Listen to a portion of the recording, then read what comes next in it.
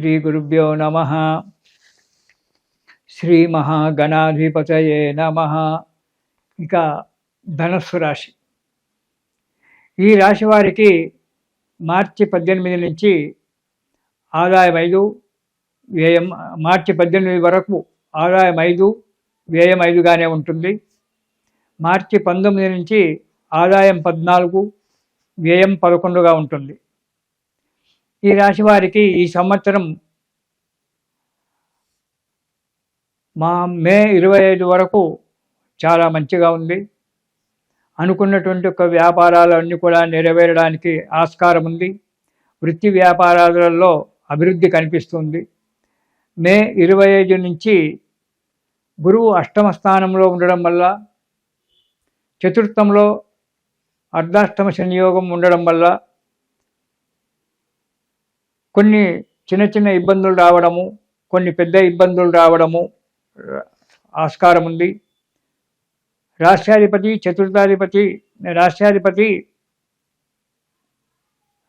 ధనురాష్ట్రాధిపతి ఉచ్చస్థానంలో అష్టమ స్థానంలో ఉంటున్నాడు. చతుర్థ స్థానంలో ధనాధిపతి చతుర్థంలో అర్ధాష్టమ యోగంలో ఉన్నాడు. కాబట్టి జాగ్రత్తగా ఉండడం చాలా మంచిది. చిన్న చిన్న ఇబ్బందులే పెద్ద పెద్ద ఇబ్బందులు కావచ్చు. రాబడి తగ్గిపోవచ్చు. ప్రయాణాల విషయంలో చాలా జాగ్రత్తగా ఉండండి. చేయని తప్పులకు శిక్ష అనుభవించి రావాల్సి వస్తుంది. సంఘంలో ఇంతకుముందు పెరిగినటువంటి విలువలు తగ్గిపోయి సంఘంలో అపనిందల పాలు కావాల్సడానికి ఆస్కారం ఏర్పడుతుంది. కానీ కొత్త కార్యక్రమాలన్నీ కూడా వాటికి పునాదులు వేస్తారు. ఈ కార్యక్రమం చేస్తే ఇలా ఉంటుంది, ఆ కార్యక్రమం చేస్తే అలా ఉంటుందని చెప్పి కొత్త కొత్త వ్యాపారాలకు కొత్త వాటి గురించి ప్రయత్నం చేస్తుంటారు. కానీ బాగా ఆలోచించి ప్రయత్నం చేయండి. స్థిరాస్తులు కొనేటువంటి ఒక యోగం ఉంది. కానీ స్థిరాస్తులు కొనేటువంటి ఒక విషయంలో జాగ్రత్త పాటించండి. ఆ డాక్యుమెంట్లు అదంతా కూడా సక్రమంగా చూసుకొని అడుగు ముందుకెయ్యండి. ఇక విద్యార్థులకు కూడా శ్రమకు తగ్గ ఫలితమే ఉంటుంది. ఉన్నత విద్యకై ప్రయత్నాలు చేస్తే ఫలిస్తుంది. విదేశాలకు వెళ్ళడానికి ప్రయత్నం చేస్తే ఫలిస్తుంది.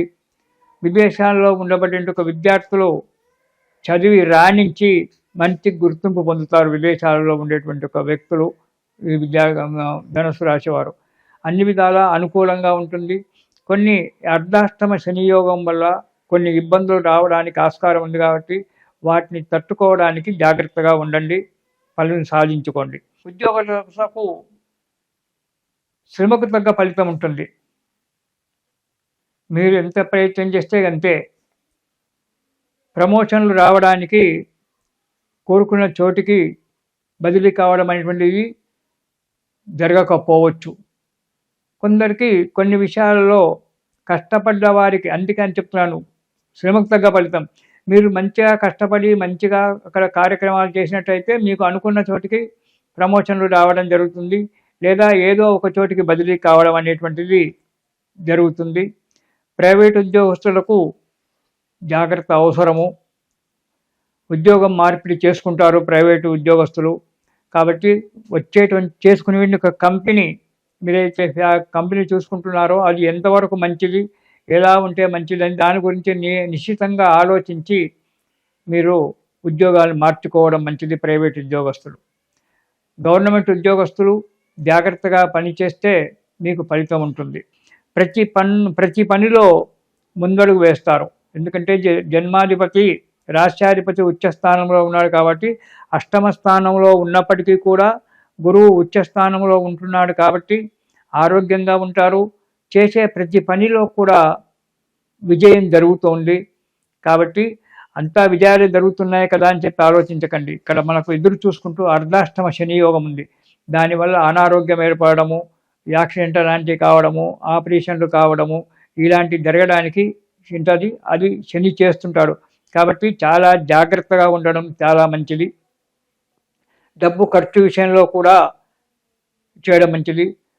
అయితే మే 26 తర్వాత కుటుంబంలో కొంత సుఖశాంతులు ఏర్పడము, కొత్త బంధువులతో పరిచయం కావడము, మానసిక చింతలు కొన్ని తొలగిపోవడము ఇవన్నీ ఉంటాయి.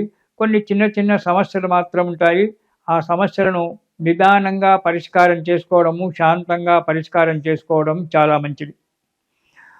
కార్యక్రమాలలో ఏ కార్యక్రమాలలో మీరు పాల్గొన్నా విజయం సాధించడానికి ఉంది. ఎంత ధనమైనా ఖర్చు చేయడానికి వెనకాడరు. ఏదైనా కార్యక్రమం పెట్టుకొని ఆ కార్యక్రమంలో విజయం సాధించాలంటే కొంత డబ్బు ఖర్చు అవుతుంది. కానీ మీరు అలా కాదు, అందులో ఎలాగైనా విజయం సాధించాలి అనేటువంటి ఒక పట్టుదల చేత అధిక మొత్తాన్ని ఖర్చు చేసి తర్వాత బాధపడుతూ ఉంటారు. కాబట్టి ఖర్చు చేసేటువంటి ఒక విషయంలో చేయండి. ఆ కార్యక్రమాన్ని పెట్టుకోకపోవడము మంచిది. జాగ్రత్తగా ఆలోచించండి. ఇక వ్యాపారస్తులకు అన్ని రకాల వ్యాపారాలు లాభసాటిగా ఉంటాయి. మీరు ఏ రంగంలో ఏ వ్యాపారము ఏ రంగంలో ఎక్కడ పెట్టుకున్నా సరే వ్యాపారంలో డెవలప్మెంట్ మంచిగా ఉంటుంది. కొత్త వ్యాపారాలు ఫలిస్తాయి, కానీ ఫలితాలు తక్కువగా వస్తాయి. ముందు ముందు అది డెవలప్ అవుతుంటే ఆ ఫలితాలు వస్తుంటాయి. పెట్టుబడులు పెట్టే విషయంలో, లావాదేవీల విషయంలో చాలా జాగ్రత్తగా ఉండడం మంచిది. మీరు జాగ్రత్తగా ఉండి ఎదుటి వ్యక్తులను కూడా నిశితంగా ఆలోచించి సంప్రదించి మాత్రమే పెట్టుబడులు పెట్టండి. అంతేగాని తొందరపాటుతనంతో వారు చెప్పినారని చెప్పి పెట్టి డబ్బు నష్టపోకండి. ఇక ఈ ధనుసు రాశి వారు ఈ సంవత్సరం మొత్తం అంతా కూడా ప్రతిరోజు శివస్తోత్రం పారాయణం చేయండి. శివుని గనక నమ్ముకున్నట్టయితే సకల దోషాలు వెళ్ళిపోయి మీకు అన్ని విధాల అనుకూలమైన వాతావరణం ఏర్పడడానికి ఆస్కారం ఉంది. కాబట్టి ఈ ధనుసు రాశి వారు శివస్తోత్రం పారాయణం చేయండి. దానితో పాటు శని స్తోత్రం కూడా పారాయణం చేసినట్టయితే అర్ధాష్టమ శని యొక్క దోషం కొంతవరకు సమస్యగా ఉండి మీకు అనుకూలమైన వాతావరణం ఏర్పడుతుంది. కాబట్టి శని స్తోత్రము శివస్తోత్రము రెండు కూడా ఈ సంవత్సరం పారాయణం చేస్తే ఈ ధనుసు రాశి వారికి శుభం కలుగుతుంది. ఇది శుభం.